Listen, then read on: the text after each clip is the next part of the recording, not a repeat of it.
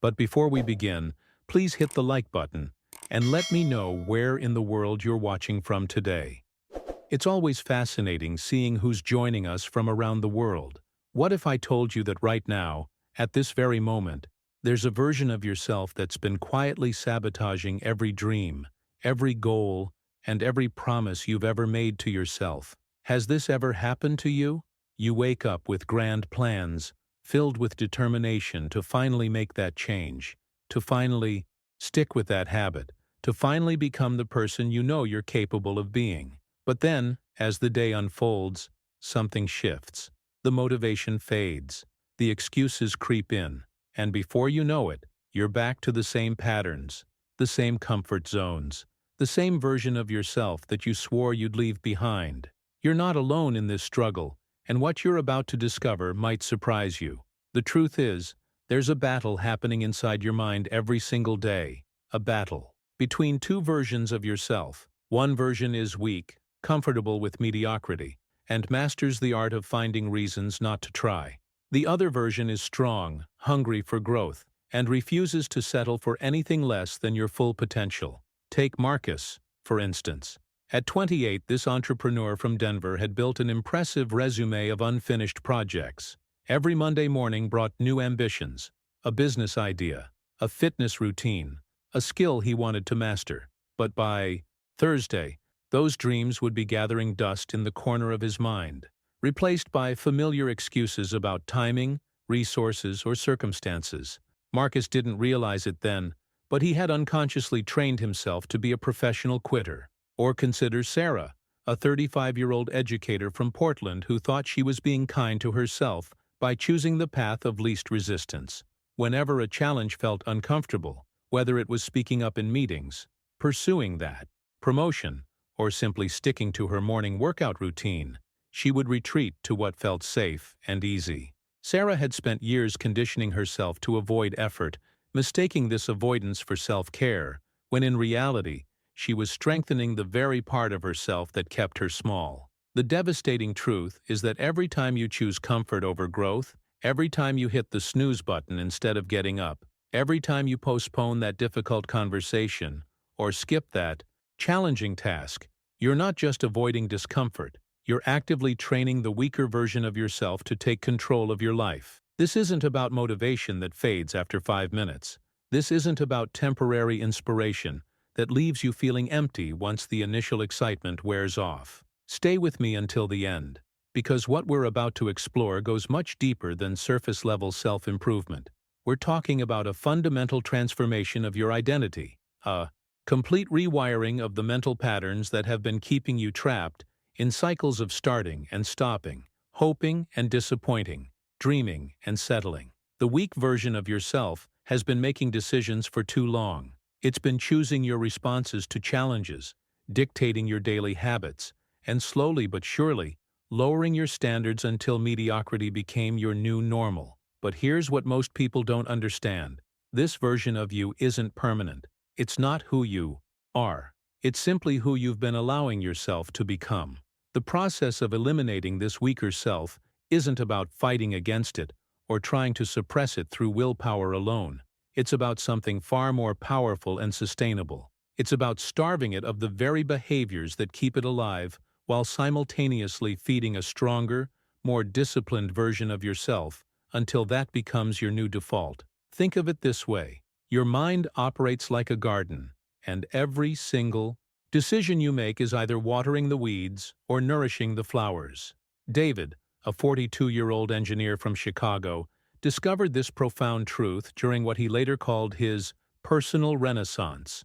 For years, he had unknowingly been feeding his inner critic, his tendency to procrastinate, his habit of making excuses. But the moment he understood that growth works in both directions, everything shifted. David realized that just as he had accidentally strengthened his weak tendencies, through repetition, he could deliberately starve them by consistently doing the opposite of what they demanded.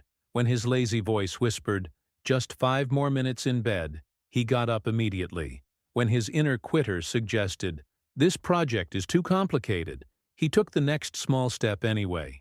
Each time he contradicted his weaker impulses, He wasn't just avoiding bad decisions, he was actively shrinking that part of his identity. This is the hidden truth behind lasting transformation.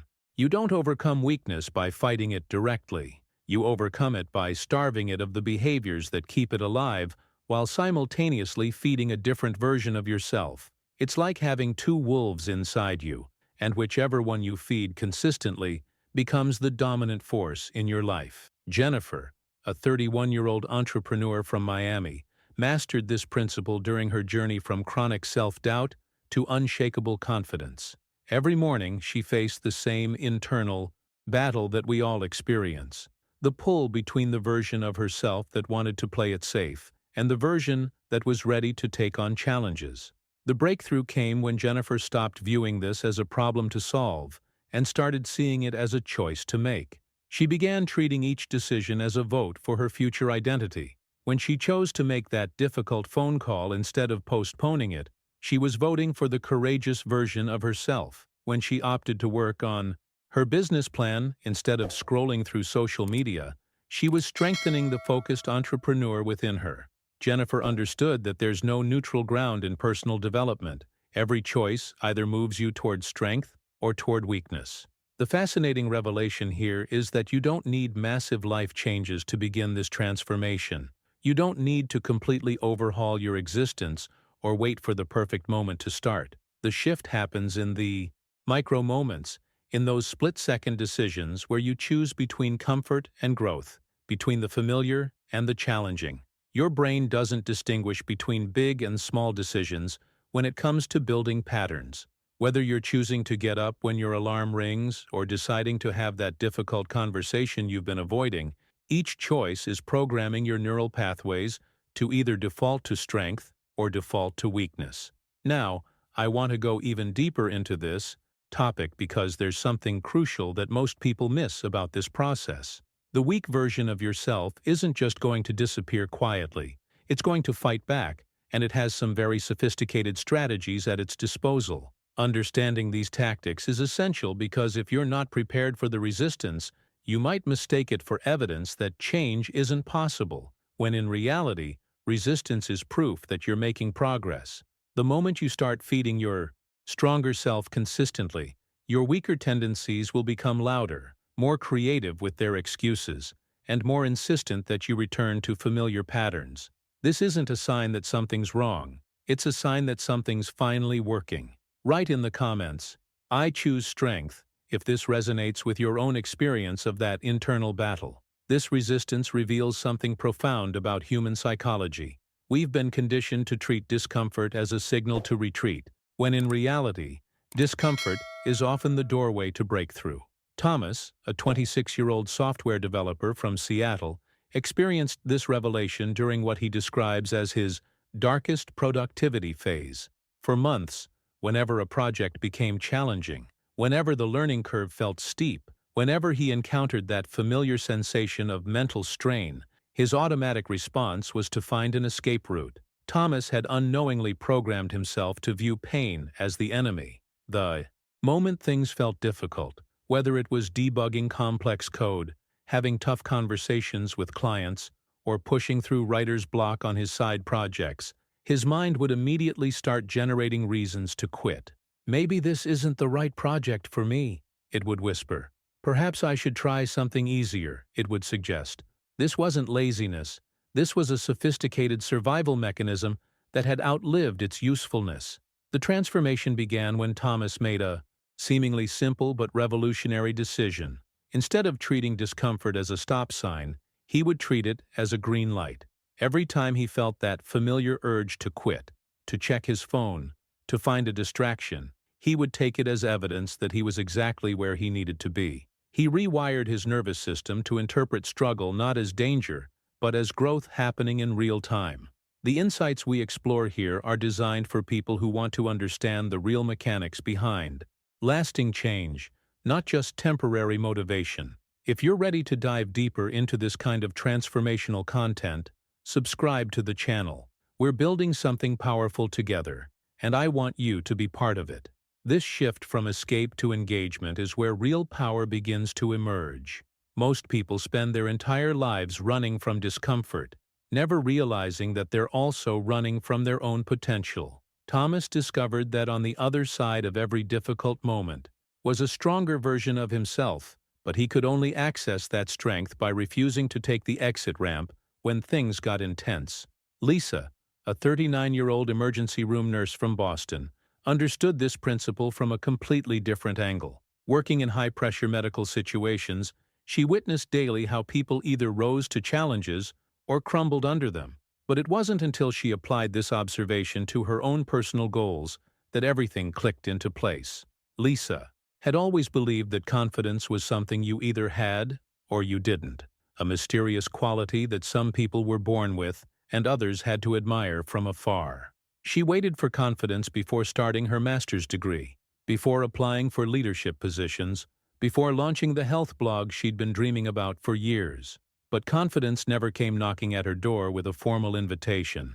The breakthrough happened during a particularly challenging shift when Lisa realized she had become confident in emergency situations, not by waiting to feel ready, but by repeatedly acting competent, even when she felt uncertain. She had built medical expertise not through inspiration, but through showing up day after day, making decisions under pressure, learning from mistakes, and refusing to let fear paralyze her when lives were on the line. Lisa applied this same principle to her personal aspirations with remarkable results. Instead of waiting to feel confident about writing, she started publishing articles while feeling nervous. Instead of waiting to feel qualified for leadership roles, she began taking initiative while feeling uncertain. Each action, regardless of her emotional state, added another layer to her growing sense of capability. The hidden revelation here is that strength and confidence are not prerequisites for action. They are byproducts of action. Your brain doesn't distinguish between feeling strong and acting strong when it comes to building neural pathways. Every time you push through resistance, every time you choose to continue when your instincts say stop, you're literally rewiring your nervous system to default to courage instead of comfort. This understanding completely transforms how you approach any goal or challenge. You stop waiting for the right feeling and start creating the right actions. You stop asking, "Am I ready?" and start asking, "What's the next step?" You realize that the version of yourself you admire most wasn't born that way.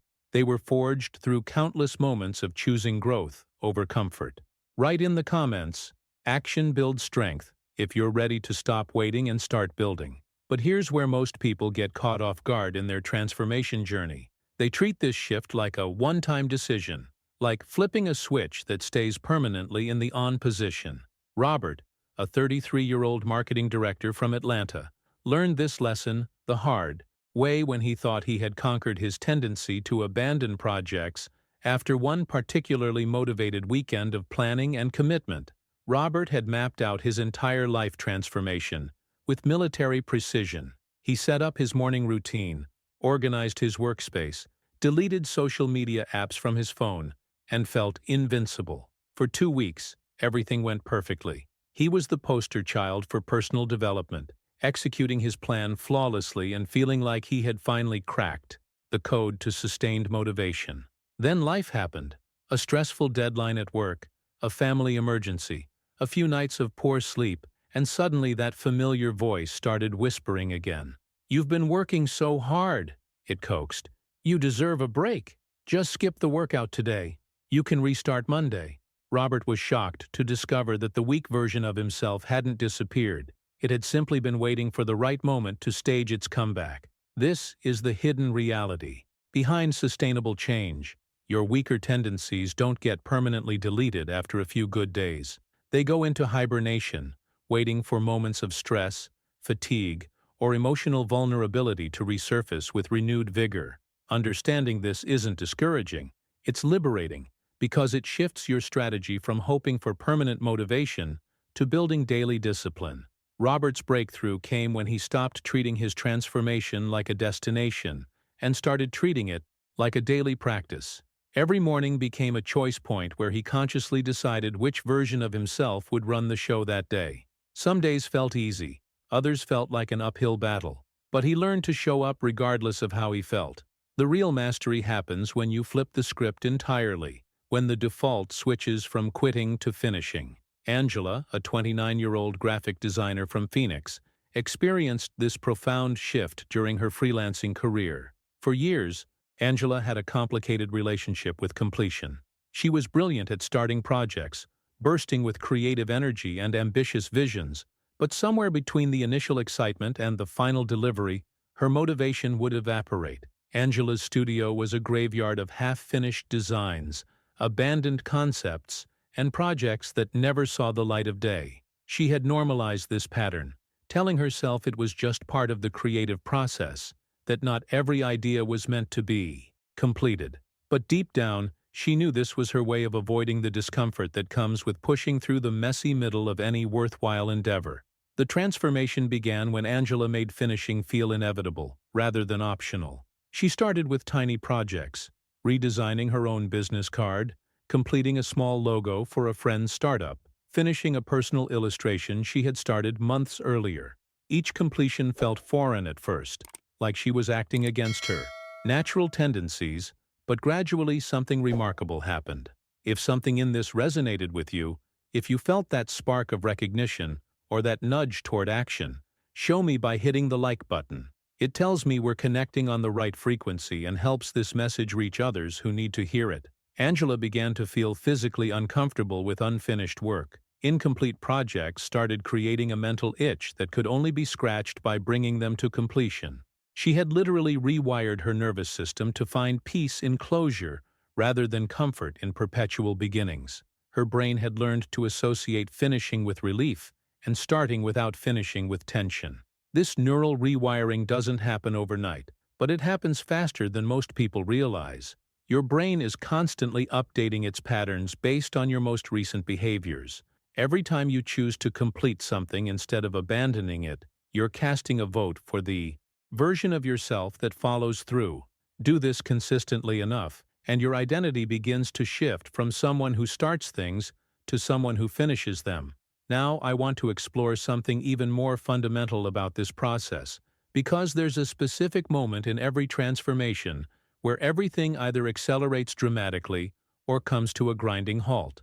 Write in the comments, "I finish what I start," if you're ready to make completion your new default setting. That critical moment arrives when you stop looking outside yourself for solutions and start taking full ownership of your reality.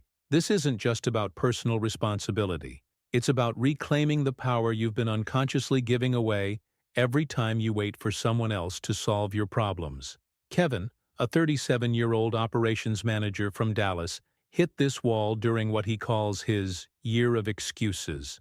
Everything that went wrong in his life had an external explanation. His career stagnation was due to office politics. His relationship issues stemmed from his partner's communication style. His health problems were genetic bad luck. His financial struggles were caused by economic uncertainty. Kevin had become a master at identifying all the forces working against him, but he had forgotten the one force that could actually change his circumstances: himself. The revelation came during a particularly brutal performance review when Kevin's supervisor pointed out a pattern that Kevin had been blind to for years. "You have an explanation for everything," she said, "but explanations don't solve problems. Actions do."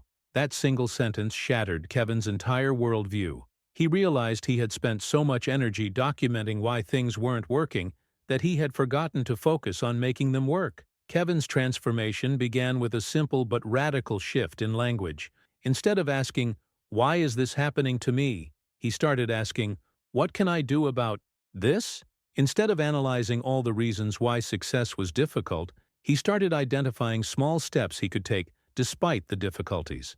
This wasn't about denying that external challenges existed. It was about refusing to let those challenges define his response.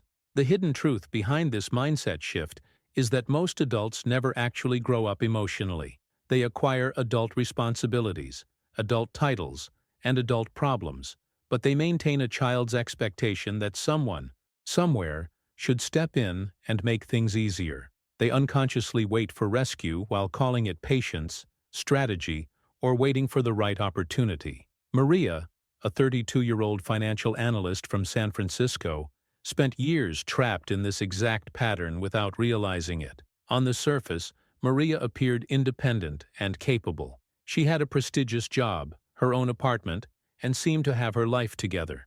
But beneath the facade of adult competence, Maria was still operating from a place of emotional dependency. When her career felt stagnant, she waited for her mentor to guide her toward the right opportunities.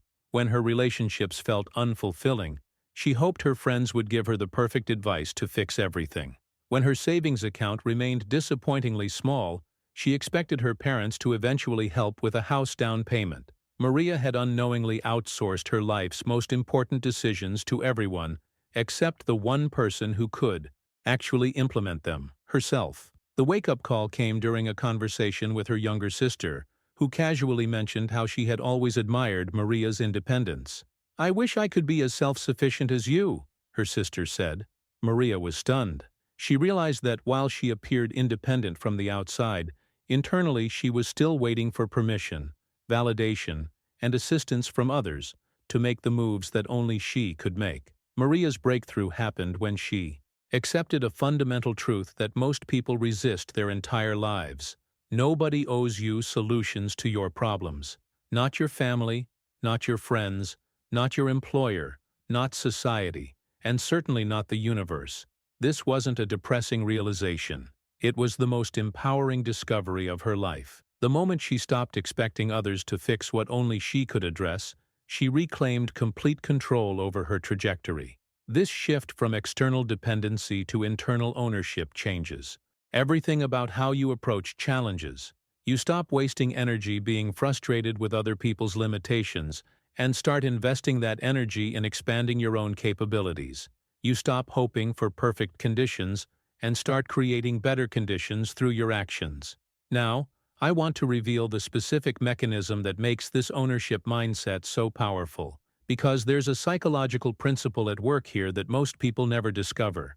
Write in the comments, "I own my outcomes," if you're ready to stop waiting for someone else to change your life. This psychological principle operates through what I call emotional intelligence in action, the ability to feel everything while being controlled by nothing. Most people live at the mercy of their emotional weather patterns, treating every feeling like a command that must be obeyed immediately. They feel anxious, so they avoid. They feel unmotivated, so they postpone. They feel overwhelmed, so they retreat. But there's a more sophisticated way to navigate your internal landscape. James, a 41-year-old project manager from Houston, discovered this during his transition from corporate employee to independent consultant. For months, James felt paralyzed by the fear of leaving his stable job to start his own business. Every time he thought about making the leap, his nervous system would flood with anxiety, his mind would generate worst-case scenarios, and his body would tense with stress. James interpreted these feelings as evidence that entrepreneurship wasn't right for him. The breakthrough came when James reframed his relationship with fear entirely. Instead of treating anxiety as a stop sign, he began treating it as a GPS signal, indicating he was moving toward something that mattered to him. James realized that the same physiological sensations he had been interpreting as danger could just as easily be interpreted as excitement or growth happening in real time. James learned to experience fear while taking action anyway. He felt the butterflies in his stomach while sending that first proposal to a potential client. He acknowledged the uncertainty while having difficult conversations about leaving his corporate position. He honored the anxiety while taking concrete steps toward his business goals. James didn't eliminate fear. He changed his response to it. If this conversation has shown you a different way to think about personal growth and you want more content that challenges you to level up authentically, hit that subscribe button. We're creating a space for people who are serious about becoming the strongest version of themselves. This distinction between feeling emotions and being controlled by emotions is revolutionary. Your feelings are data, not dictators. They provide valuable information about what matters to you, what threatens you, and what excites you, but they don't get to make the final decision about your actions. You do. The mastery comes when you establish firm boundaries with yourself about what behaviors are and aren't acceptable, regardless of how you feel in the moment. Rachel, a 34-year-old event coordinator from Nashville, learned this lesson during what she describes as her year of self-betrayal. Rachel had developed a pattern of abandoning her commitments to herself whenever emotions got intense. When Rachel felt stressed, she would skip her morning workout. When she felt overwhelmed, she would abandon her side business projects. When she felt social anxiety, she would cancel networking events that could advance her career. Rachel had unknowingly trained herself to treat self-care as self-abandonment, using her emotions as permission to avoid anything that felt challenging. The transformation began when Rachel established what she called non-negotiable standards for herself. These weren't harsh rules designed to punish her.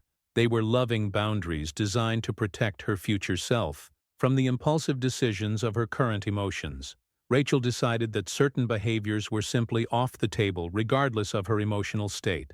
Rachel created a personal constitution that included principles like, "I don't abandon my morning routine just because I feel tired," and "I don't skip important conversations just because they feel uncomfortable," and "I don't postpone my goals just because progress feels slow." These boundaries weren't about suppressing her emotions.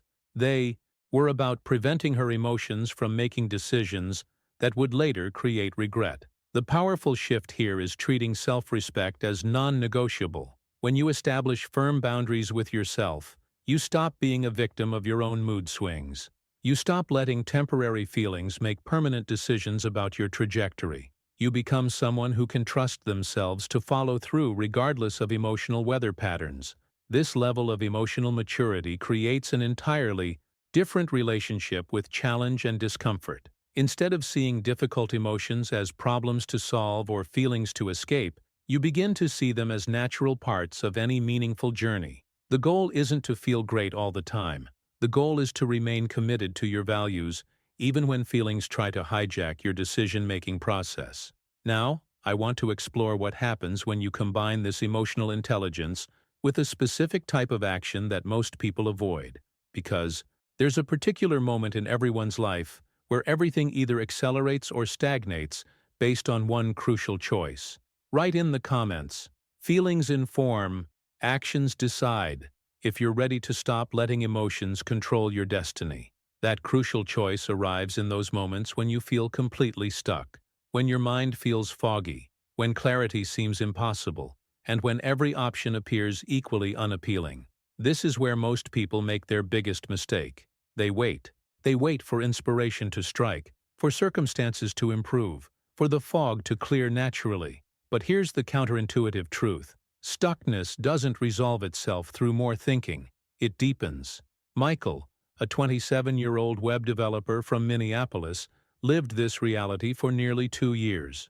After graduating college, Michael found himself trapped in what he called analysis paralysis. He had multiple career paths available: staying in his current tech job, pursuing graduate school, starting a freelance business, or even switching industries entirely. Michael spent months researching, planning, and weighing his options, convinced that if he just thought hard enough, the perfect path would reveal itself. But something strange happened during those months of endless deliberation.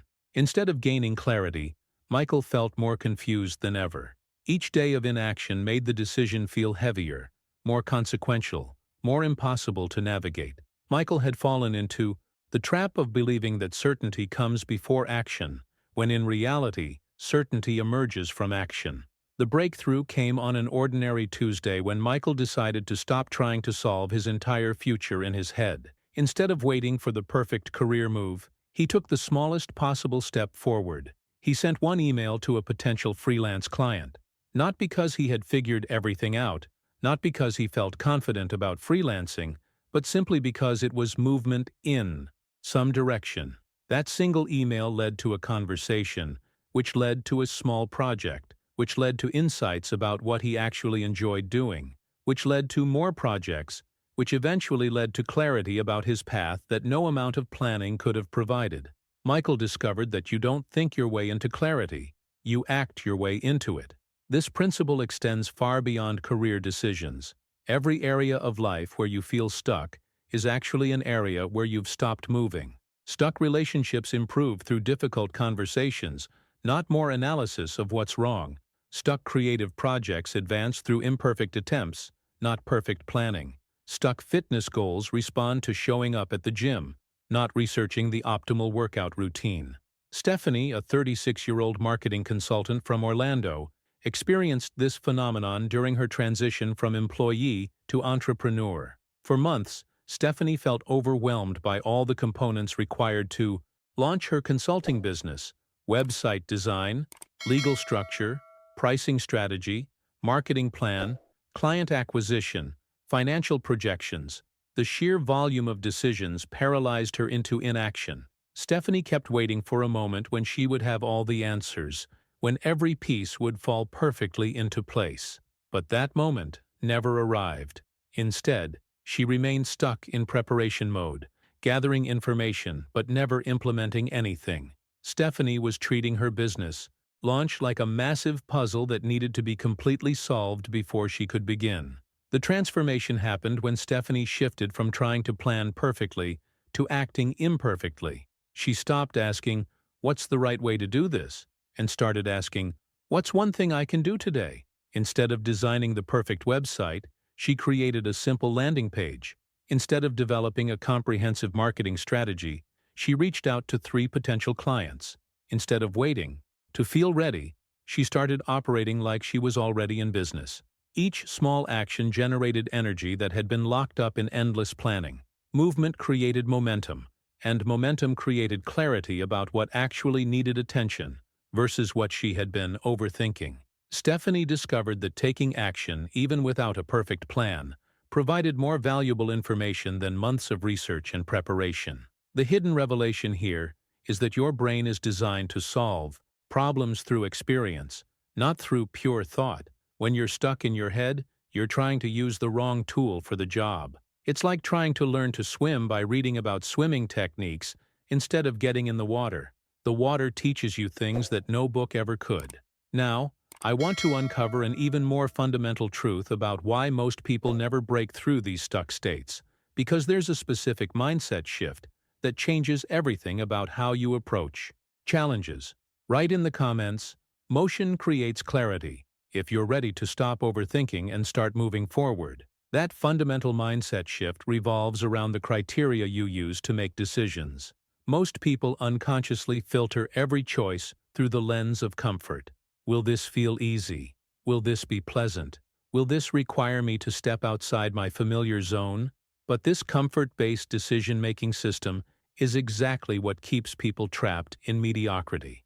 Daniel, a 30-year-old casino operations supervisor from Las Vegas, spent years making choices based primarily on what felt good in the moment.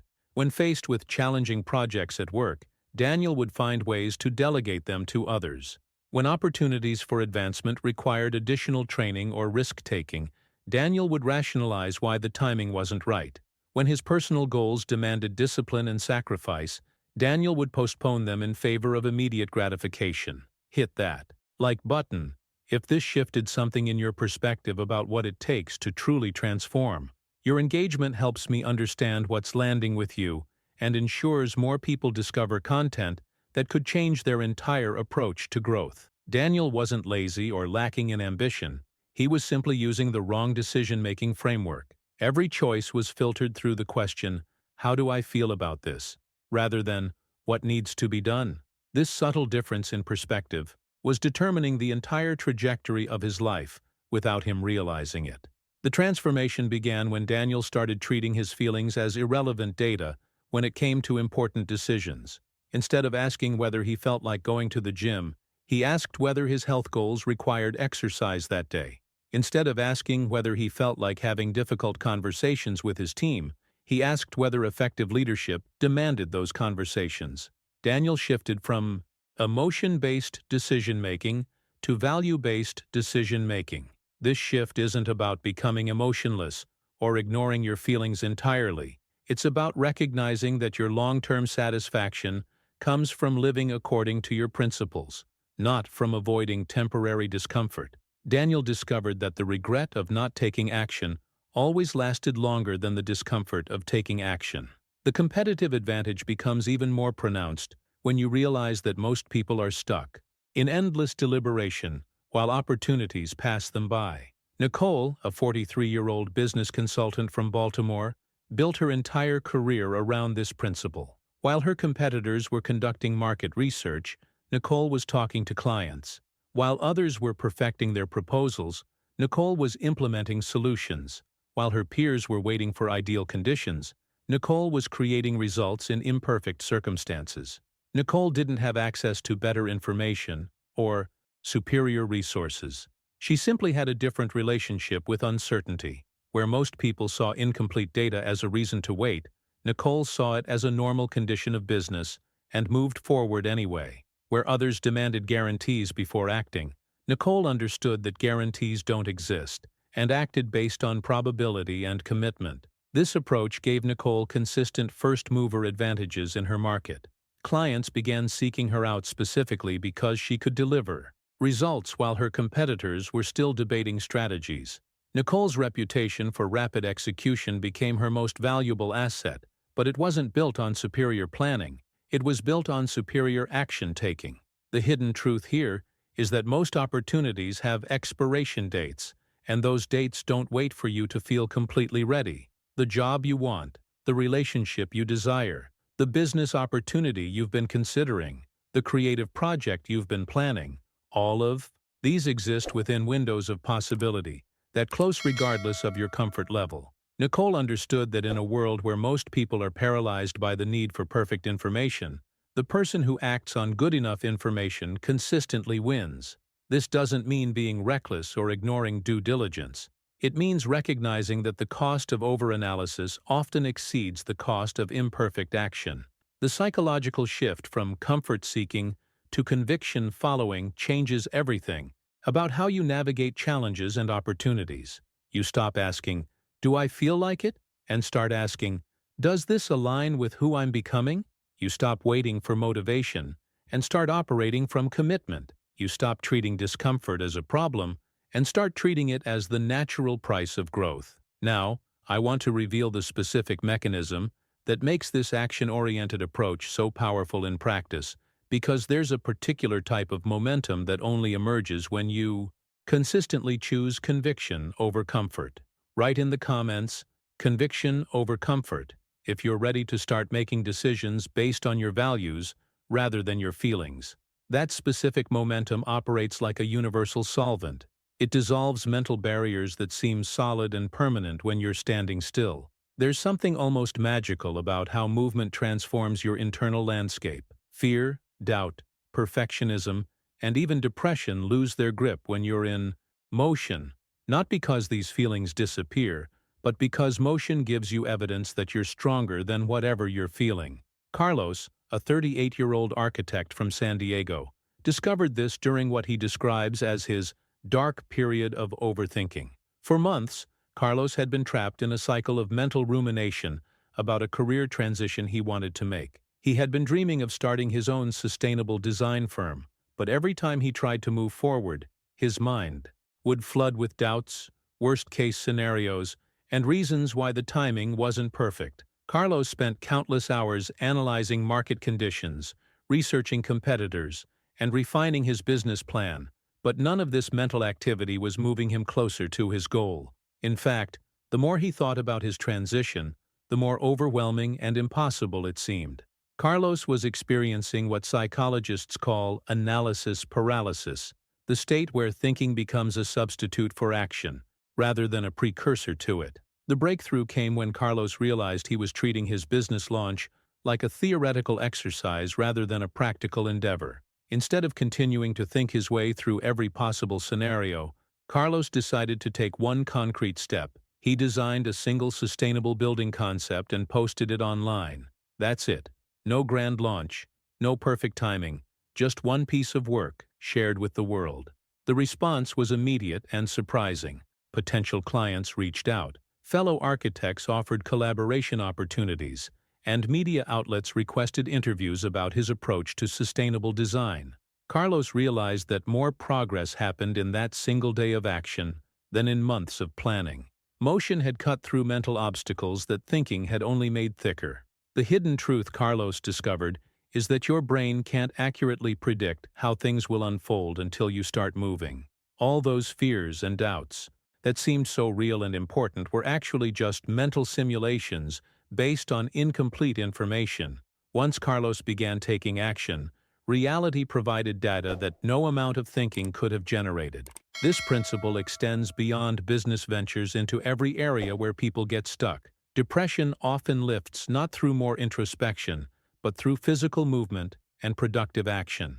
Perfectionism dissolves when you start creating imperfect work. Social anxiety reduces when you start having real conversations instead of imagining all the ways they could go wrong. Amanda, a 25-year-old marketing coordinator from Raleigh, learned this lesson in the most painful way possible. For 2 years, Amanda had been preparing to launch a nonprofit organization focused on financial literacy for young adults.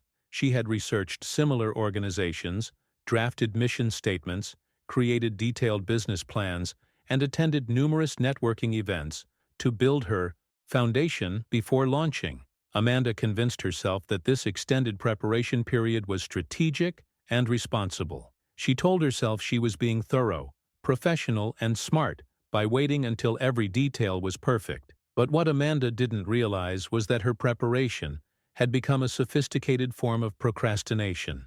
She was using planning as a way to avoid the vulnerability and uncertainty that comes with actually putting your work into the world. The wake-up call came when Amanda discovered that 3 other organizations with similar missions had launched and gained significant traction during her 2 years of preparation.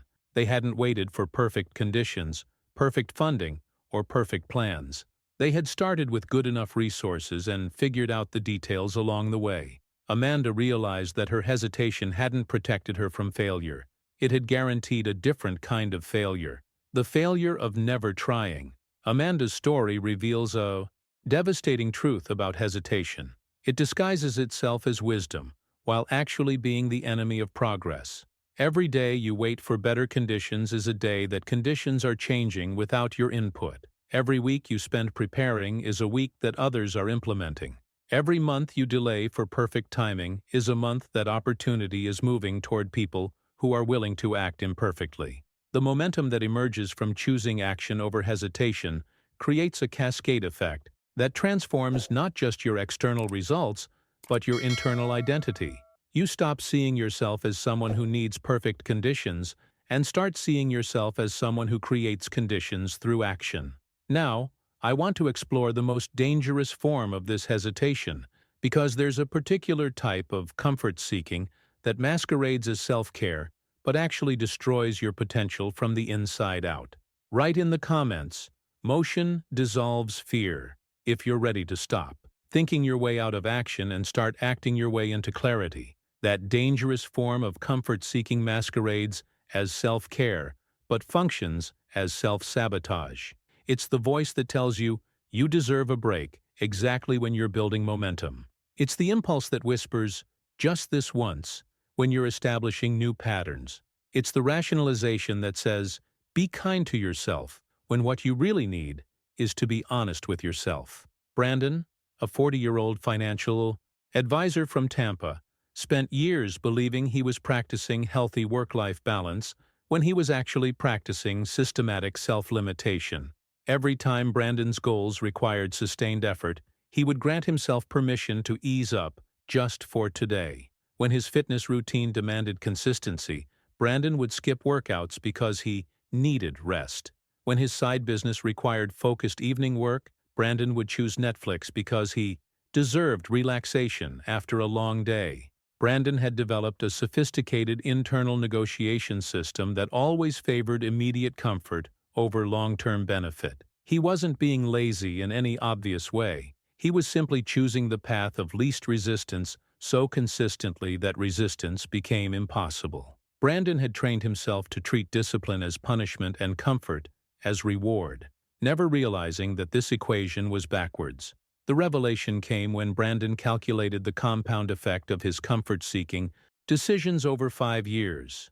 The business he never built, the relationships he never deepened through difficult conversations, the skills he never developed through sustained practice, the confidence he never earned through pushing past his limits. Brandon realized that what he had been calling self-care was actually self-harm disguised with prettier language. Brandon's awakening revealed a fundamental truth about comfort. It's addictive precisely because it feels responsible. Unlike, obviously, destructive habits, comfort-seeking masquerades as wisdom. It tells you you're being reasonable, balanced, and healthy, while it slowly erodes your potential from the inside out. The shift happened when Brandon started distinguishing between genuine recovery and disguised avoidance. True rest serves your long-term goals by restoring your capacity to pursue them. False rest serves your short-term emotions by helping you avoid the discomfort of pursuing them. Brandon learned to ask himself whether his choice to rest was coming from genuine depletion or from fear of challenge. Jessica, a 29-year-old veterinarian from Richmond, discovered this principle from a different angle during her journey toward financial independence. Jessica had dreams of opening her own practice, but every time she needed to make sacrifices to save money or invest in her professional development, she would find reasons to prioritize immediate pleasures instead. Jessica would rationalize expensive dinners as networking opportunities, justify shopping sprees as treating herself after hard weeks, and explain expensive vacations as necessary mental health breaks. Each individual decision seemed reasonable, but collectively they were building a lifestyle that made her long-term dreams impossible. The breakthrough came when Jessica tracked the emotional aftermath of her choices.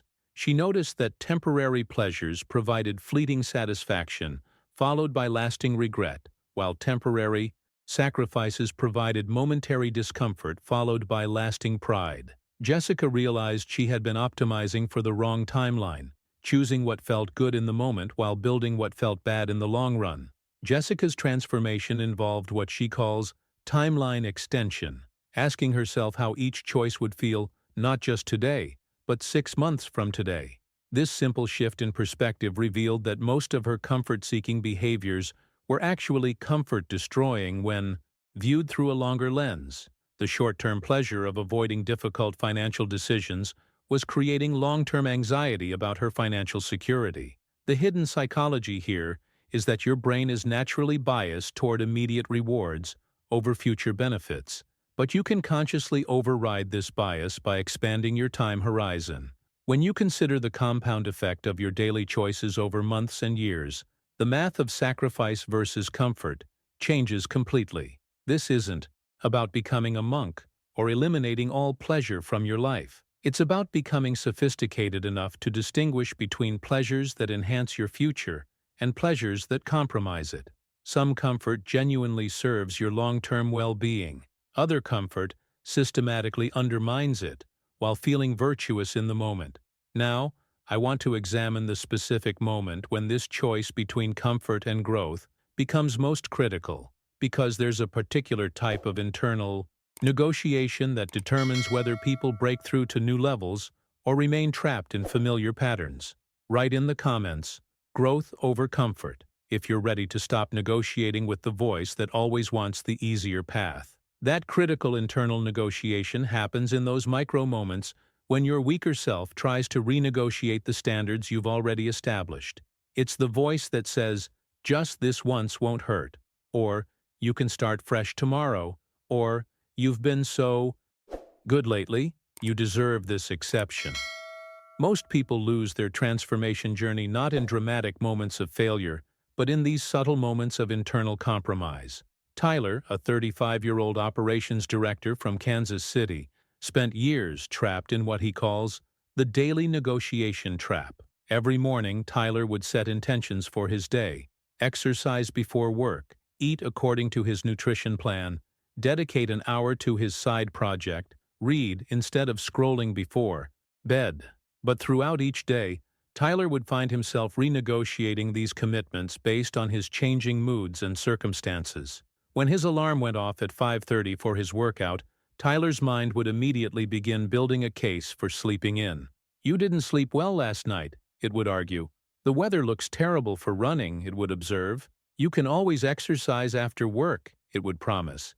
Tyler thought he was being flexible and responsive to his needs, but he was actually training himself to treat his own decisions as suggestions rather than commitments.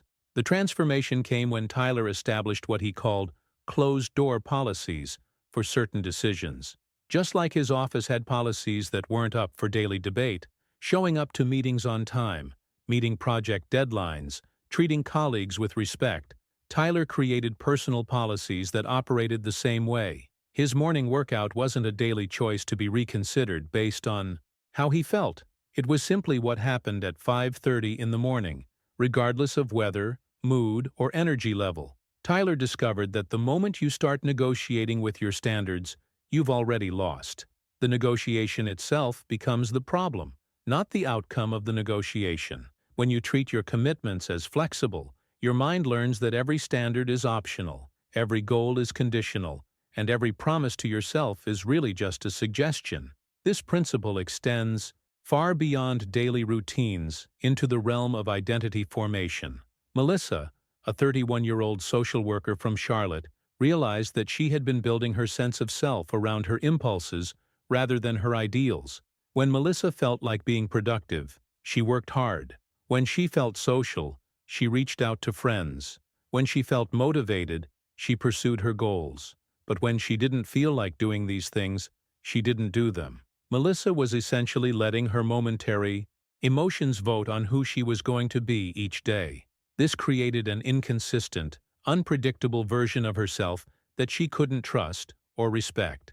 Melissa never knew which version of herself would show up, the disciplined one or the impulsive one, the focused one or the distracted one, the committed one or the wishy-washy one. The shift happened when Melissa started choosing her actions based on her values rather than her urges. Instead of asking, "What do I feel like doing?" she began asking, "What would the person I want to become do in this situation?" This simple reframe changed everything about how she navigated daily decisions. When Melissa felt like skipping her volunteer work because she was tired, she showed up anyway because service was one of her core values. When she felt like avoiding a difficult conversation with her supervisor, she initiated it anyway because integrity mattered more than comfort. When she felt like spending her evenings scrolling social media, she chose to work on her counseling certification because growth aligned with her identity more than entertainment. Each value-based choice strengthened Melissa's trust in herself and her respect for her own character. She was no longer at the mercy of her fluctuating emotions because she had anchored her behavior to something more stable than feelings, her principles. The hidden revelation here is that identity isn't something you discover through introspection. It's something you build through consistent action. You don't find out who you are by thinking about it. You find out who you are by choosing it, over and over again, especially when those choices feel difficult. Now I want to explore what happens when you take this value-based decision-making and apply it to the moments when everything in you wants to do what feels wrong instead of what you know is right. Write in the comments, values over urges, if you're ready to stop letting your emotions vote on your identity. Those moments when everything inside you wants to take the wrong path are precisely when your character gets forged. This is where most people fail to understand the mechanics of personal integrity. They think doing the right thing should feel good, that moral choices should come with emotional rewards, that righteousness should feel righteous. But the reality is often the opposite. Doing what's right frequently feels terrible in the moment.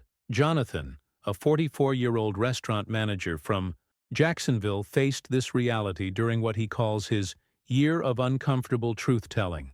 Jonathan had built a career on being the agreeable guy who kept everyone happy, which meant he regularly avoided difficult conversations, overlooked performance issues, and enabled problematic behavior from both staff and customers because confrontation felt awful. The breaking point came when Jonathan realized his avoidance of discomfort was creating massive long-term problems. By not addressing a chronically late employee, he was demoralizing the punctual staff. By not setting boundaries with demanding customers, he was creating a toxic work environment. By not having honest conversations about declining performance, he was allowing small issues to become major crises. Jonathan's transformation began with a simple but revolutionary understanding. The discomfort of doing what's right today is always less than the pain of living with the consequences of doing what's wrong. When Jonathan finally had that difficult conversation with the chronically late employee, it felt terrible. His stomach was in knots, his palms were sweaty, and every instinct told him to back down and let it slide, just one more time. But something remarkable happened after that conversation. The employee either improved their punctuality or found a job that better suited their schedule. The team morale improved dramatically. Jonathan's respect for himself increased. And most importantly, the next difficult conversation felt slightly less impossible because Jonathan had evidence that he could handle temporary discomfort for long-term benefit. The hidden truth Jonathan discovered is that your emotional system often gives you backward signals about what's good for you. Eating healthy feels worse than eating junk food in the moment. Exercising feels worse than watching TV in the moment. Having honest conversations feels worse than avoiding them in the moment. But these momentary signals are terrible predictors of long-term satisfaction. This principle becomes even more powerful when you realize that most of your character development happens in private moments when nobody is watching or applauding your choices. Patricia, a 33-year-old nonprofit coordinator from Memphis, understood this during her journey toward financial responsibility. Patricia's transformation didn't happen through dramatic public commitments or accountability partnerships. It happened through thousands of small, unwitnessed decisions that nobody would ever know about. When Patricia was alone in the grocery store and had to choose between buying the expensive organic option that fit her budget or the cheaper processed alternative, she chose based on her commitment to health, even though nobody would know. When she was tempted to make an impulse purchase online late at night, she closed the browser tab even though nobody was tracking her spending. When she felt like skipping her evening planning session to watch another episode of her favorite show, she opened her budget spreadsheet instead. Patricia realized that these private moments were where her real character lived. Public displays of discipline were easy because they came with social rewards and external accountability. But the choices you make when nobody is watching, those choices reveal and build who you truly are beneath the performance of who you want to appear to be. The most profound insight Patricia gained was that character isn't built through major life decisions. It's built through minor daily choices that feel insignificant in isolation, but compound into your identity over time. Every time she chose the harder but better option in private, she was casting a vote for the version of herself she wanted to become. This understanding completely transforms how you approach personal development. You stop waiting for big moments to prove your character and start using ordinary moments to build it. You realize that the person who exercises when they don't feel like it, tells the truth when it's inconvenient, and keeps promises when nobody's checking, is the same person who will have the strength to handle major challenges when they arise. Now, I want to uncover the specific mechanism that makes these small, private choices so much more powerful than grand public gestures, because there's a psychological principle at work here that most people never discover. Write in the comments. Character builds in private if you understand that your real strength develops in moments when nobody is watching. That psychological principle operates through what I call self-evidence accumulation. Every private choice you make either builds or erodes your trust in your own reliability. When you consistently choose actions over feelings, you're not just accomplishing tasks. You're creating an internal database of evidence that proves you can depend on yourself regardless of your emotional state. Greg, a 37-year-old environmental engineer from New Orleans, discovered this during his recovery from what he describes as emotional decision-making addiction. For years, Greg had unconsciously trained himself to treat his feelings as the ultimate authority on what actions to take. If he felt motivated, he would work on important projects. If he felt social, he would network and build relationships. If he felt energetic, he would exercise and eat well. But when those feelings shifted, so did his behavior. Greg was essentially outsourcing his life decisions to his emotional weather patterns, which meant his progress was completely unpredictable. Some weeks he would make tremendous strides toward his goals when his emotions aligned with his intentions. Other weeks he would backslide dramatically when his feelings pulled him toward comfort and avoidance. The transformation began when Greg started treating his emotions like unreliable consultants rather than trusted advisors. Instead of asking, "How do I feel about doing this?" he began asking, What does this situation require? When his project deadlines demanded focused work, but his emotions craved distraction, Greg chose focus. When his health goals required disciplined eating, but his feelings wanted comfort food, Greg chose discipline. When his relationships needed honest communication, but his emotions preferred avoidance, Greg chose honesty. Each time Greg chose action over emotion, he built what he calls emotional independence, the ability to function effectively regardless of his internal weather. Greg discovered that emotions are terrible decision makers because they're designed for immediate survival, not long-term thriving. Your feelings want you to avoid discomfort now, but your future wants you to embrace discomfort strategically. This emotional independence becomes even more critical when you realize that your thoughts, like your emotions, can become unreliable narrators of your capabilities and potential. Monica, a 28-year-old marketing analyst from Cincinnati, spent years being hijacked by what she calls mental viruses, automatic negative thoughts that would infect her entire mindset if left unchecked.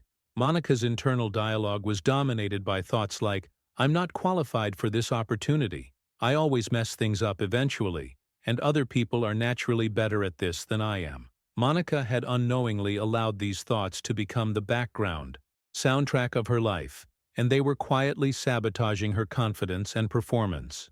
The breakthrough came when Monica realized she was treating every thought that appeared in her mind as if it were true and important, when in reality, most thoughts are just mental noise, generated by old programming, fear, and habit.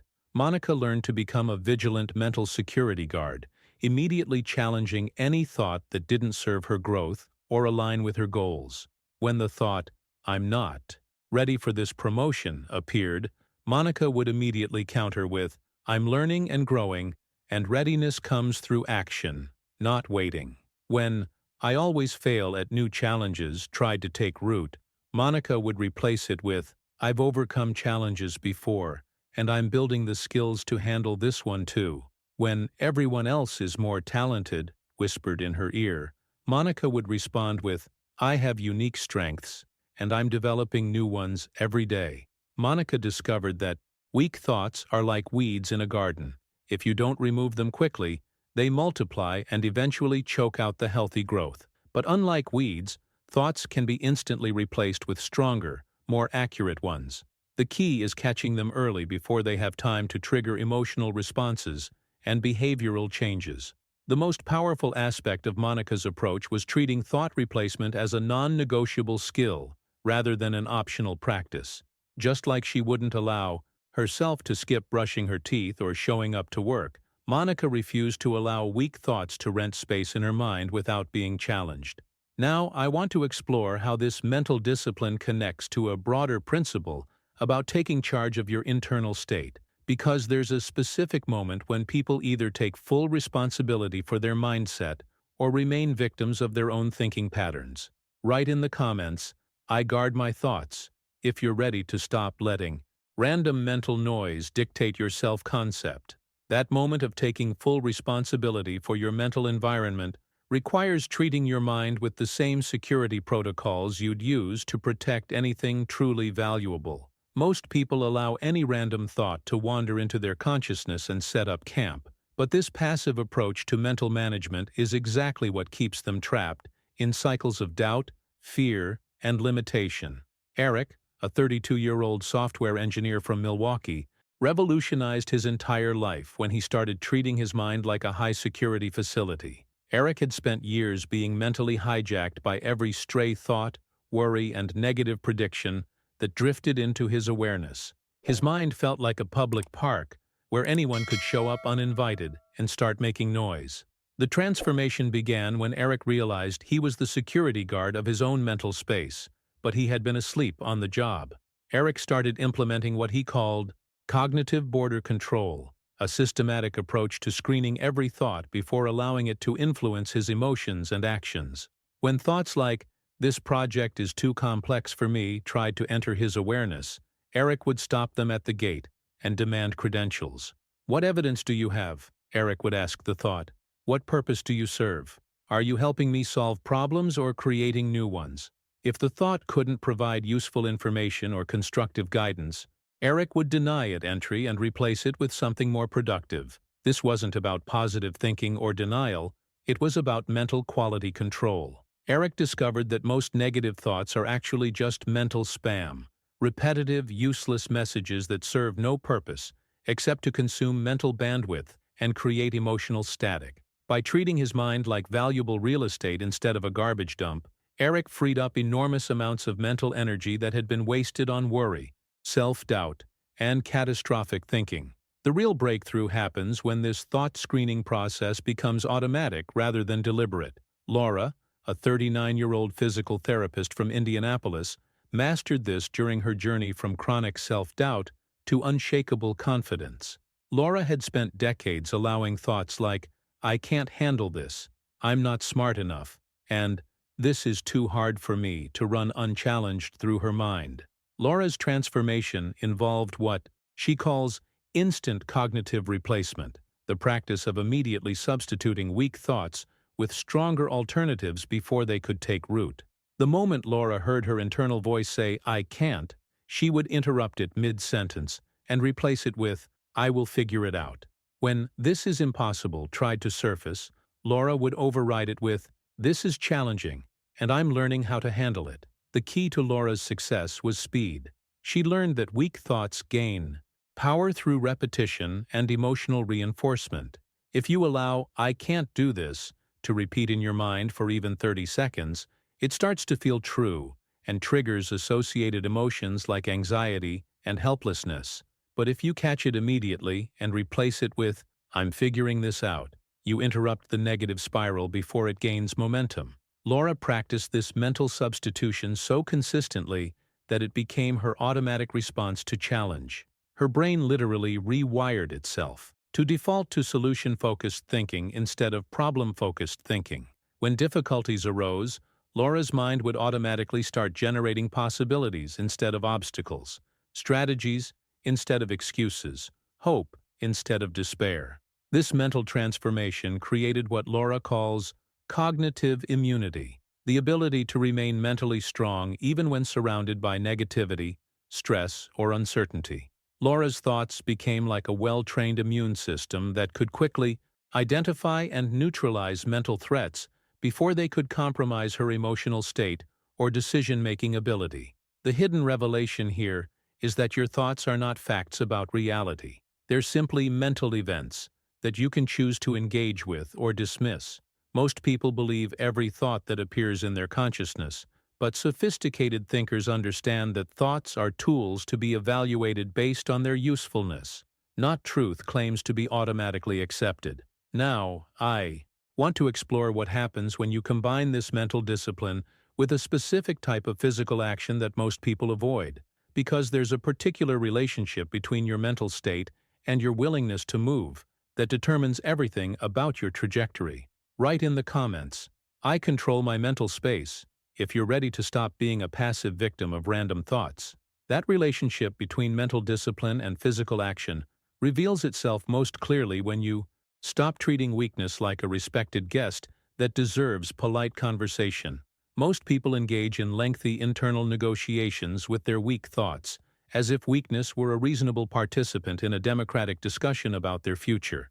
But this diplomatic approach to self-sabotage is exactly what gives weakness the time and space it needs to take control. Paul, a 26-year-old logistics coordinator from Columbus, spent years being far too polite with the voice in his head that constantly suggested easier alternatives to his goals. When Paul's alarm went off for his morning workout, his weak thoughts would present a compelling case for staying in bed. "You've been working so hard lately," the voice would reason. "Your body probably needs more rest," it would suggest. "You can always exercise later today," it would promise. Paul would find himself engaging in these internal debates, weighing the pros and cons of discipline versus comfort, as if both sides deserved equal consideration. But Paul eventually realized that this polite negotiation process was rigged from the start. Weakness doesn't argue in good faith, it argues to win. And every moment Paul spent considering its proposals was a moment where his resolve weakened and his excuses strengthened. The breakthrough came when Paul stopped treating weakness like a legitimate advisor and started treating it like an unwelcome intruder. When the voice suggested skipping his workout, Paul's response became immediate and non-negotiable. "No, we don't negotiate with weakness in this house." When it proposed postponing his side business work, Paul would shut it down with, "That voice doesn't get a vote in my decisions." When it offered justifications for choosing comfort over growth, Paul would respond with, "I don't debate with the part of me that wants to stay small." Paul discovered that weakness thrives on attention and withers under dismissal. The moment you start explaining why you should stick to your standards, you've already given weakness more power than it deserves. Strong people don't argue with weak thoughts. They reject them completely and move toward their commitments without hesitation. This aggressive rejection of weakness becomes even more powerful when combined with the understanding that action creates motivation, not the other way around. Rebecca, a 34-year-old marketing director from Louisville, revolutionized her entire approach to productivity when she discovered that waiting for motivation was like waiting for permission that would never come. Rebecca had spent years trapped in what she calls motivation dependency, the belief that she needed to feel inspired before she could take meaningful action. Rebecca would wait to feel energetic before exercising, wait to feel creative before working on projects, wait to feel social before networking, and wait to feel confident before pursuing opportunities. This waiting game kept Rebecca in a constant state of preparation without execution. The transformation began when Rebecca conducted an experiment. For 1 week, she would act based on her predetermined commitments, regardless of how she felt. If Tuesday was designated as her workout day, she would work out on Tuesday whether she felt like it or not. If evenings were reserved for her freelance projects, she would work on those projects whether inspiration struck or not. What Rebecca discovered challenged everything she believed about motivation and energy. The days when she felt least like exercising often became her most satisfying workouts. The evenings when creativity felt impossible often produced her best work. The moments when she felt least social often led to the most meaningful professional connections. Rebecca realized that motivation is not a prerequisite for action. It's a byproduct of action. When you move your body, endorphins create energy. When you start working on projects, momentum builds engagement. When you push through resistance, confidence emerges from the experience of overcoming challenge. This understanding completely transformed Rebecca's relationship with productivity and personal development. She stopped asking, "Do I feel like doing this?" and started asking, "Is this what needs to happen now?" She stopped waiting for the right mood and started creating the right momentum through consistent action, regardless of her internal weather patterns. Now, I want to examine the specific mechanism that makes this action-first approach so much more reliable than motivation-dependent strategies, because there's a particular type of momentum that only emerges when you consistently choose movement over emotion. Write in the comments, "Action creates motivation." If you're ready to stop waiting for permission to start building the life you want. That specific momentum operates through what I call compound action energy, a phenomenon where small, consistent movements create exponential rather than linear results. But this only works when you've mastered the skill of emotional leadership rather than emotional victimhood. Most people experience emotions like passengers on a turbulent flight, hoping the pilot knows what they're doing. But sophisticated individuals learn to be the pilot of their own emotional aircraft. Stephen, a 41-year-old construction project manager from Oklahoma City, discovered this during his transition from reactive to responsive living. For years, Stephen's emotions had been running his daily schedule. When he felt frustrated with delays on job sites, he would snap at workers and make poor decisions. When he felt overwhelmed by project complexity, he would avoid planning sessions and hope problems would resolve themselves. When he felt anxious about client relationships, he would postpone difficult conversations until small issues became major crises. Stephen was treating his emotions like weather, something that happened to him, rather than something he could influence. The breakthrough came when Stephen realized that emotions are information, not instructions. Fear tells you something matters to you, but it doesn't tell you to run away. Anger tells you a boundary has been crossed, but it doesn't tell you to explode. Sadness tells you you've experienced loss, but it doesn't tell you to shut down. Stephen learned to acknowledge his emotions while maintaining executive control over his responses. When frustration arose during project setbacks, Stephen would think, "I notice I'm feeling frustrated, and I'm going to respond with problem-solving rather than blame." When anxiety appeared before client meetings, Stephen would observe, "I'm experiencing anxiety, and I'm going to channel that energy into thorough preparation." When overwhelm threatened to derail his planning process, Stephen would recognize, "This feeling means the stakes are high, so I need to break this down into smaller, manageable steps." This emotional leadership created what Stephen calls responsive stability, the ability to remain centered and effective regardless of what emotions were moving through his system. Stephen discovered that you don't need to eliminate difficult emotions to function at high levels. You just need to prevent them from making decisions for you. The power of this emotional mastery becomes exponential when combined with the understanding that transformation happens through accumulation, not revelation. Crystal, a 30-year-old graphic designer from Tucson, experienced this during her journey from chronic procrastination to consistent productivity. Crystal had been waiting for a dramatic breakthrough moment when everything would suddenly click into place and discipline would feel effortless. But Crystal's real transformation began with actions so small they felt almost insignificant. Instead of trying to overhaul her entire workspace, Crystal committed to clearing just one corner of her desk each morning. Instead of attempting to eliminate all distractions, she decided to work for just 15 focused minutes before checking her phone. Instead of planning elaborate morning routines, Crystal simply started drinking a glass of water immediately upon waking. Crystal was initially frustrated by how trivial these changes felt. She wanted transformation to feel dramatic and important, but instead it felt boring and barely noticeable. However, Crystal discovered that these tiny actions were actually creating profound neurological changes. Each small success was building neural pathways associated with follow-through and self-trust. After 2 weeks of clearing that corner of her desk, Crystal naturally began organizing other areas of her workspace. The 15-minute focus sessions gradually extended to 30 minutes, then an hour, then became her default mode of working. The morning glass of water became the foundation for additional healthy habits that felt natural rather than forced. Crystal realized that massive transformation doesn't require massive actions. It requires consistent small actions that compound over time. Your brain doesn't distinguish between big and small victories when it comes to building confidence and momentum. A kept promise is a kept promise, whether it's committing to a 5-minute walk or a marathon training program. The hidden mechanism here is that small actions bypass the resistance that prevents big changes.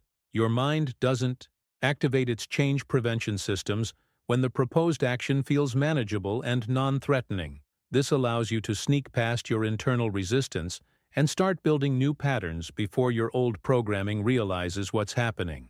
Now, I want to explore what happens when you combine this momentum-building approach with a specific type of challenge that most people actively avoid, because there's a particular relationship between discomfort and growth that determines whether people break through to new levels or remain trapped in familiar limitation. Write in the comments, small steps, big changes, if you're ready to stop waiting for dramatic breakthroughs and start building unstoppable momentum. That relationship between discomfort and growth reveals itself through society's systematic conditioning to avoid effort. We've been trained to treat hard work as punishment rather than privilege, to see challenge as threat rather than opportunity, to interpret pressure as danger rather than development. This fundamental misunderstanding of effort's role in human flourishing is what keeps most people trapped in cycles of mediocrity and unfulfilled potential. Mason, a 36-year-old agricultural specialist from Fresno, spent years unconsciously treating effort like an enemy to be minimized rather than an ally to be embraced. Mason would automatically gravitate toward the easiest option in every situation, the shortest path through projects, the least challenging assignments, the most comfortable social interactions. Mason thought he was being efficient and smart, but he was actually starving himself of the very experiences that build strength and capability. The transformation began when Mason reframed his entire relationship with difficulty. Instead of asking, "How can I make this easier?" Mason started asking, "How can I use this challenge to become stronger?" When faced with complex problems at work, instead of immediately looking for shortcuts or delegation opportunities, Mason would lean into the complexity and use it as mental training. When physical tasks felt demanding, instead of avoiding them, Mason would treat them as free gym sessions that life was providing. Mason discovered that effort isn't the price you pay to get results. Effort is the mechanism through which you become the kind of person who naturally produces those results. Every time you choose the harder path, you're not just accomplishing a task, you're building the internal capacity to handle increasingly difficult challenges. Mason realized that avoiding effort was actually avoiding growth, and avoiding growth was avoiding the best version of himself. This shift from effort avoidance to effort seeking changed everything about Mason's trajectory. Work became more engaging because he was constantly developing new capabilities. Relationships deepened because he was willing to have difficult conversations that others avoided. Personal goals became achievable because he had built the discipline to persist through temporary discomfort for long-term benefit. The principle becomes even more powerful when you understand that pressure doesn't break strong people. It reveals and builds strength that was always there but needed activation. Samantha, a 28-year-old urban planner from Sacramento, experienced this revelation during what she calls her year of voluntary pressure. Instead of avoiding challenging situations, Samantha began actively seeking them out as development opportunities. When Samantha's department was tasked with managing a complex city redevelopment project with tight deadlines and multiple stakeholders, most of her colleagues tried to minimize their involvement. Samantha volunteered to lead the initiative. When conflicts arose between community groups and city officials, others avoided the contentious meetings. Samantha attended every one and learned to navigate difficult conversations with grace and effectiveness. Samantha discovered that what she had been interpreting as stress was actually her nervous system preparing her to perform at higher levels. The increased heart rate, heightened focus, and surge of energy that accompanied challenging situations weren't signs of danger. They were signs of her system optimizing for peak performance. Samantha learned to interpret pressure as evidence that she was working on something that mattered. Each challenging situation Samantha navigated successfully built what she calls pressure tolerance, the ability to remain calm, focused, and effective even when stakes were high and conditions were chaotic. Samantha realized that comfort doesn't build character because comfort doesn't require you to access your deeper reserves of strength, creativity, and resilience.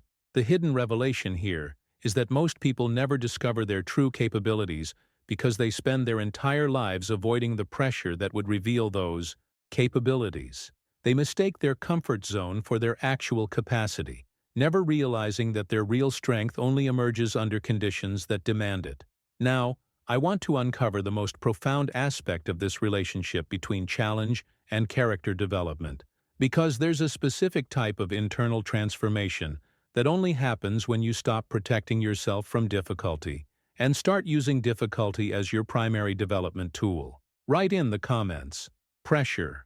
Build strength if you're ready to stop avoiding challenges and start seeing them as opportunities to discover what you're truly capable of. That internal transformation accelerates dramatically when you stop treating intensity as your enemy and start treating it as your most reliable teacher. Most people have been conditioned to back away the moment things feel too demanding, too overwhelming, or too far outside their comfort zone.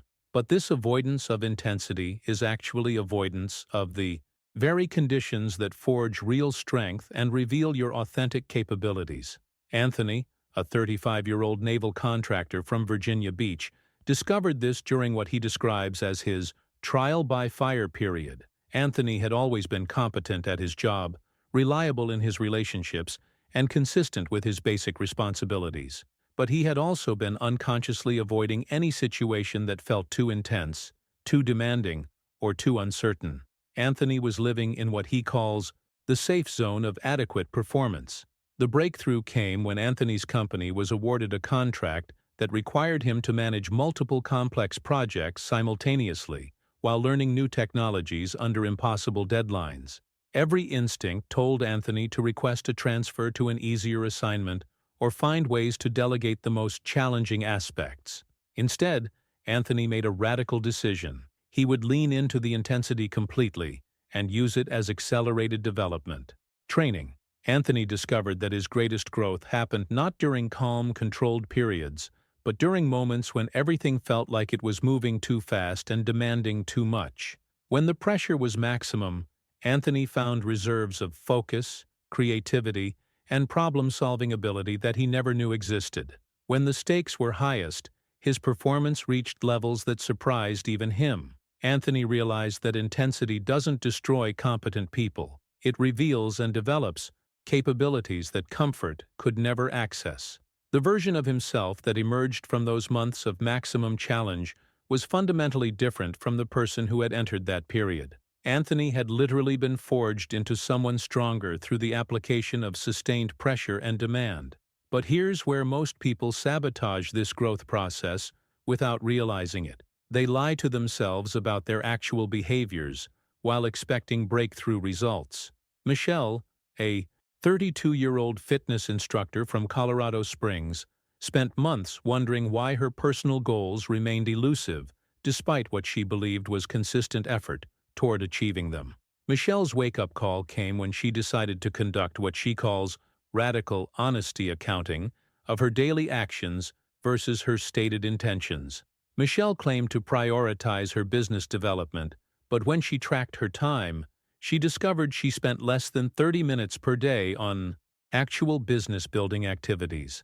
Michelle said health was her top priority, but her food diary revealed that 60% of her meals were processed convenience foods eaten while distracted. Michelle had been living in what she calls intention delusion, the gap between what you say matters to you and what your behaviors actually demonstrate matters to you.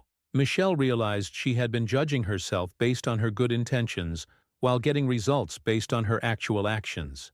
This disconnect was keeping her trapped in cycles of frustration and stagnation.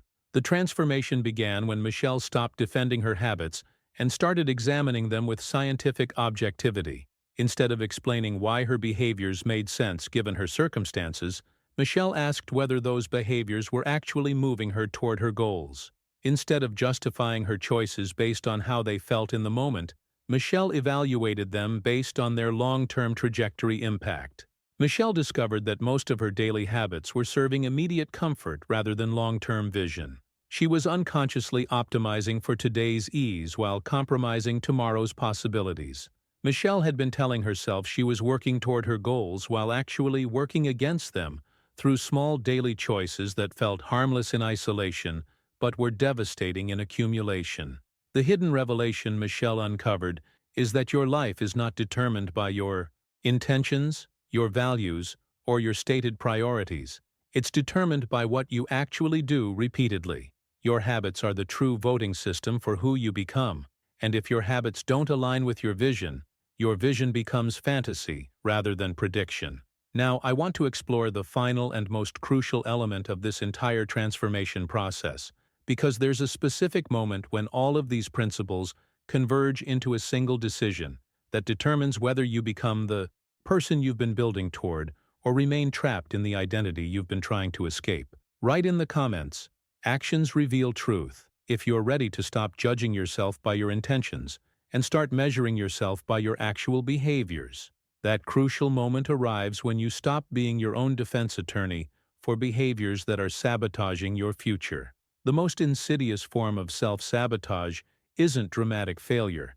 It's the sophisticated rationalization system that makes destructive patterns seem reasonable, necessary, or even wise. Most people become masterful at explaining why their limiting behaviors make perfect sense given their circumstances. But this very skill at self-justification is what keeps them trapped. Brian, a 29-year-old insurance analyst from Omaha, spent years perfecting the art of defending habits that were slowly eroding his potential. When Brian spent entire evenings scrolling social media instead of working on his real estate license, he would tell himself he needed to decompress after stressful days.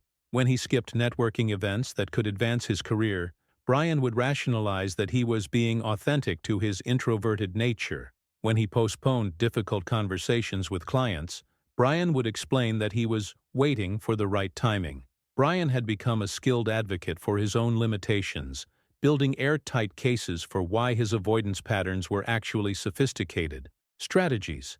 But Brian eventually realized that every moment he spent defending his weak habits was a moment he wasn't spending building stronger ones.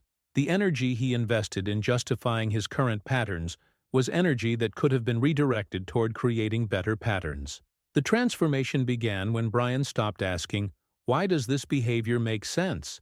and started asking, "Where does this behavior lead?" Brian discovered that he could rationalize almost any choice in the moment, but he couldn't rationalize away the long-term consequences of those choices. Brian realized that defending patterns that don't serve your future is actually a form of self-betrayal. You're choosing temporary emotional comfort over lasting self-respect. This shift from defense to honest assessment becomes even more powerful when combined with objective measurement of how you actually spend your time versus how you think you spend it. Vanessa, a 38-year-old project coordinator from Albuquerque, experienced this revelation during what she calls her reality check awakening. Vanessa believed she was incredibly busy and productive, constantly rushing from task to task and feeling overwhelmed by her responsibilities.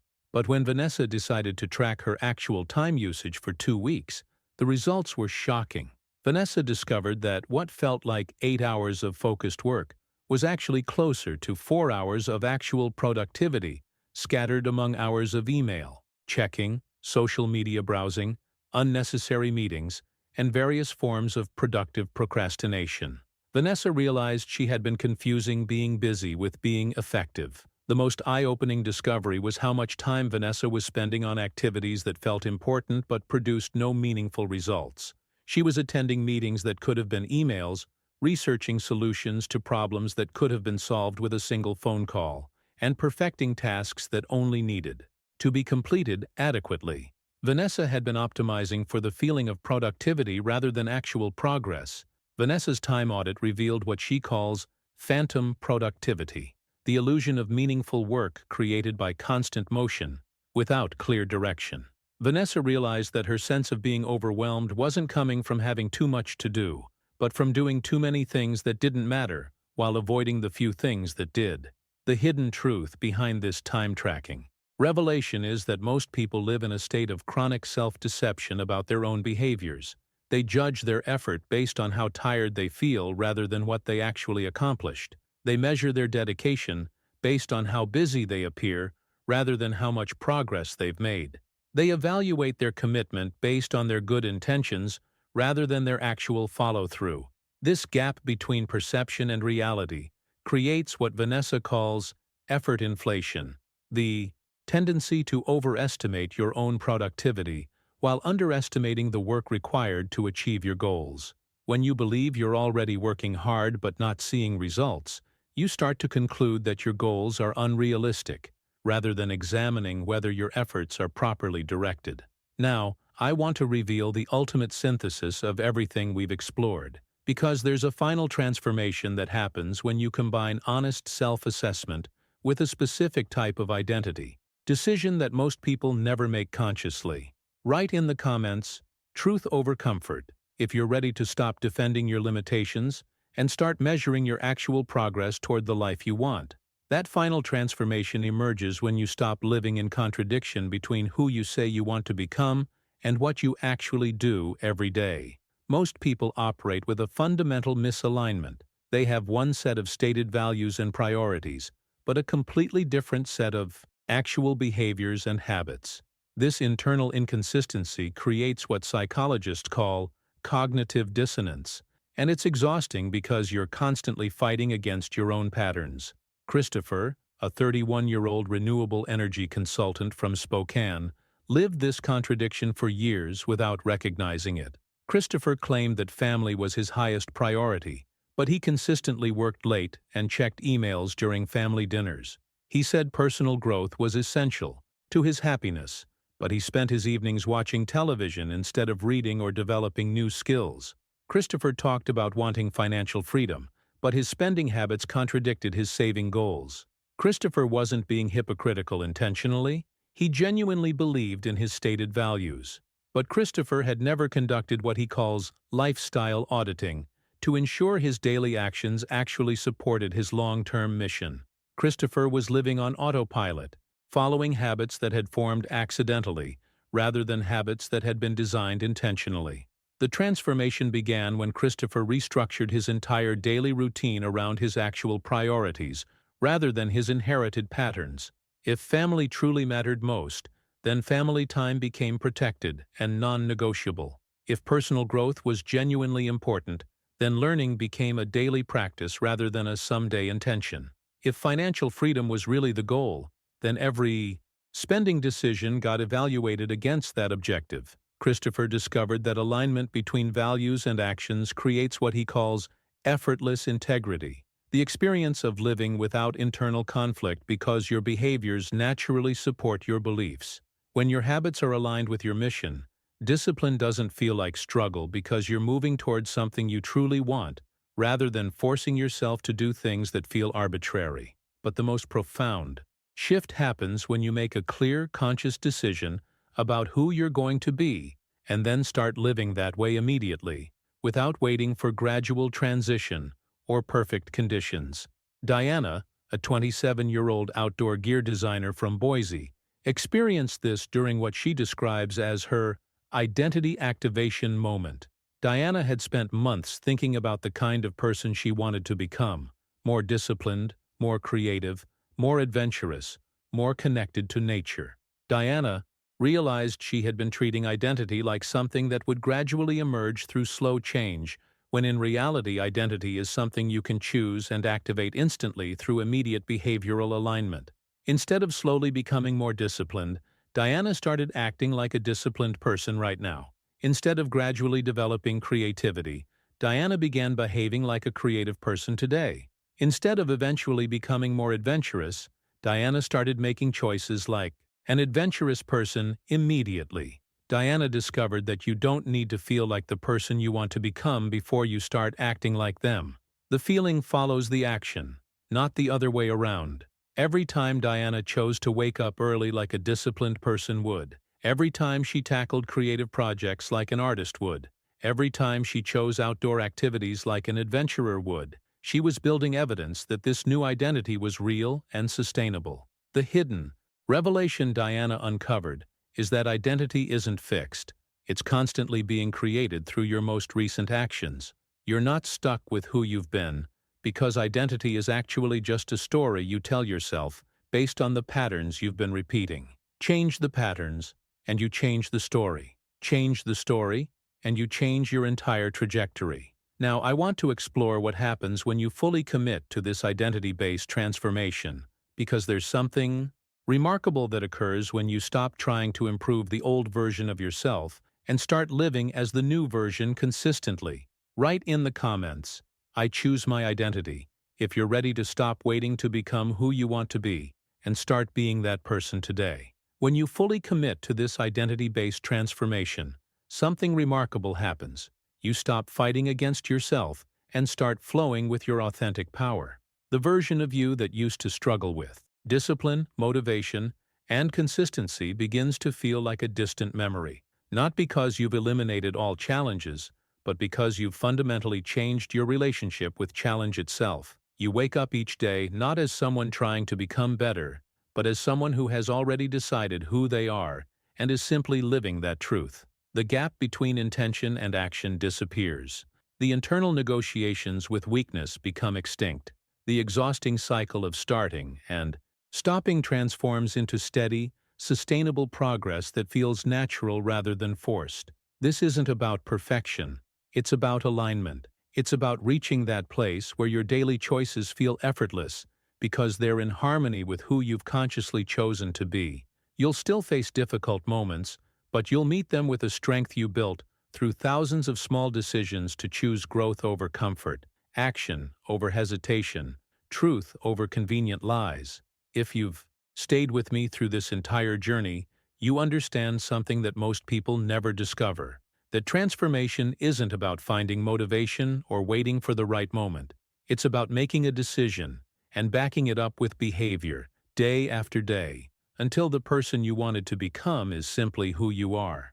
The content we create here is designed specifically for people like you, people who are ready to go beyond surface-level inspiration and dive into the practical psychology of real change. If this resonates with how you want to approach your own growth, subscribe to the channel because we're just getting started on this exploration of what it means to live with intention and power. And if you made it all the way through this conversation, drop a comment and let me know by writing, "I'm ready for the next level," because reaching the end tells me you're serious about this work, and I want to know you're part of this community of people who choose growth over comfort. If this sparked something in you, hit that like button.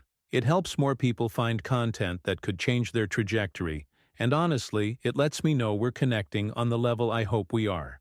There's a video right here that dives even deeper into the specific strategies for maintaining this transformation when life gets chaotic and your old patterns try to resurface. Click and continue with me over there, because the journey we've started together is just beginning.